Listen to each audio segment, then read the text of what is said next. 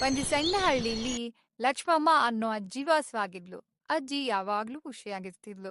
ಅಜ್ಜಿಗೆ ರವಿ ಮತ್ತೆ ಗೌರಿ ಅನ್ನೋ ಇಬ್ರು ಮೊಮ್ಮಕ್ಳಿದ್ರು.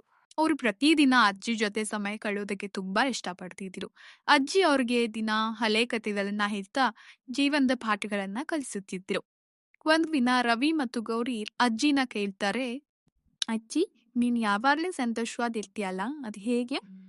ಅದಕ್ಕೆ ಅಜ್ಜಿ ನಗುತ್ತಾ, ಹ ಹ ಹ, ನನ್ನ ಬಳಿ ಒಂದು ರಹಸ್ಯ ಇದೆ, ಅದನ್ನ ನೀವು ತಿಳ್ಕೋಬೇಕು ಅಂದ್ರೆ ಈಗ ಬೇಗ ಮನ್ಕೊಳ್ಳಿ, ನಾಳೆ ಹೇಳ್ತೀನಿ ಅಂತ ಹೇಳ್ತಾರೆ. ಮರುದಿನ ಬೆಳಿಗ್ಗೆ ಅಜ್ಜಿ ಮಕ್ಳನ್ನ ಹಳ್ಳಿ ಹೊರಗಿನ ತೋಟಕ್ಕೆ ಕರ್ಕೊಂಡು ಹೋಗ್ತಾರೆ. ಅಲ್ಲಿ 2 ಗಿಡಗಳನ್ನ ತೋರಿಸ್ತಾರೆ.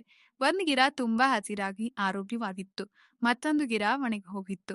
ಅಜ್ಜಿ ಮಕ್ಳನ್ನ ಕೇಳ್ತಾರೆ, ಮಕ್ಳೇ, ಇವುಗಳಲ್ಲಿ ಯಾವ ಗಿಡ ನಿಮ್ಗೆ ಇಷ್ಟ ಆಯ್ತು? ಅದಕ್ಕೆ ಮಕ್ಕಳು ಹೇಳ್ತಾರೆ, ಅಜ್ಜಿ, ನಮಗೆ ಹಸಿರಾದಿರೋ ಗಿಡ ಇಷ್ಟ ಆಯ್ತು. ಆಗ ಅಜ್ಜಿ ಹೇಳ್ತಾರೆ, ನೋಡಿ ಗೌರಿ ಮತ್ತೆ ರವಿ, ಈ ಗಿಡಕ್ಕೆ ನಾನು ಪ್ರತಿದಿನ ನೀರ್ ಹಾಕ್ತೀನಿ, ಪ್ರೀತಿಯಿಂದ ನೋಡ್ಕೊಳ್ತೇನೆ. ಆದ್ರೆ ಆ ಒಣಗಿದ ಗಿಡವನ್ನ ನಾನು ನಿರ್ಲಕ್ಷ್ಯ ಮಾಡಿದ್ದೆ. ಮಕ್ಕಳು ಆಶ್ಚರ್ಯ ಪಡ್ತಾರೆ.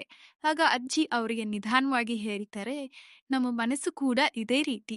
ನಾವು ಒಳ್ಳೆ ವಿಚಾರಗಳನ್ನ, ಸಂತೋಷವನ್ನ, ಪ್ರೀತಿಯನ್ನ ಬೆಳೆಸಿದ್ರೆ ನಾವು ಸಂತೋಷವಾಗಿರ್ತೇವೆ.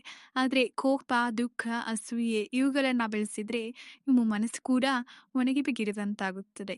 ಅದಕ್ಕೆ ರವಿ ಮತ್ತು ಗೌರಿ ಆ ದಿನ ದೊಡ್ಡ ಪಾಠವನ್ನ ಕಲಿತರು. ಅವರು ಅಜ್ಜಿಯನ್ನ ಅಪ್ಪಿಕೊಂಡು ಹೇಳ್ತಾರೆ, ಅಜ್ಜಿ, ಇನ್ಮೇಲೆ ನಾವು ಯಾವಾಗಲೂ ಒಳ್ಳೆ ವಿಚಾರವನ್ನೇ ಮಾಡ್ತೇವೆ, ಎಲ್ರಿಗೂ ಸಂತೋಷ ಮತ್ತು ಪ್ರೀತಿಯನ್ನೇ ಕೊಡ್ತೇವೆ. ಮಕ್ಕ ಮಾತುಗಳನ್ನ ಕೇಳಿದ ಅಜ್ಜಿಗೆ ಸಂತೋಷ ಆಗುತ್ತೆ. ಅಜ್ಜಿ ಪ್ರೀತಿಯಿಂದ ನಗ್ತಾರೆ. ಅಜ್ಜಿಯನ್ನ ನೋಡಿ ಗೌರಿ ಮತ್ತು ರವಿ ಕೂಡ ನಗ್ತಾರೆ. ಹೀಗೆ ಮೂವರು ಸಂತೋಷದಿಂದ ಮನೆಗೆ ಹಿಂದಿರುಗ್ತಾರೆ. ದ ಮಾರಲ್ ಇವ್, ನಮ್ಮ ಮನಸ್ಸಿನಲ್ಲಿ ಯಾವ ವಿಚಾರಗಳನ್ನ ಬೆಳೆಸುತ್ತೀವೋ ನಮ್ಮ ಜೀವನ ಕೂಡ ಅದೇ ರೀತಿ ಆಗುತ್ತೆ. Subscribe for some more interesting and inspiring tales.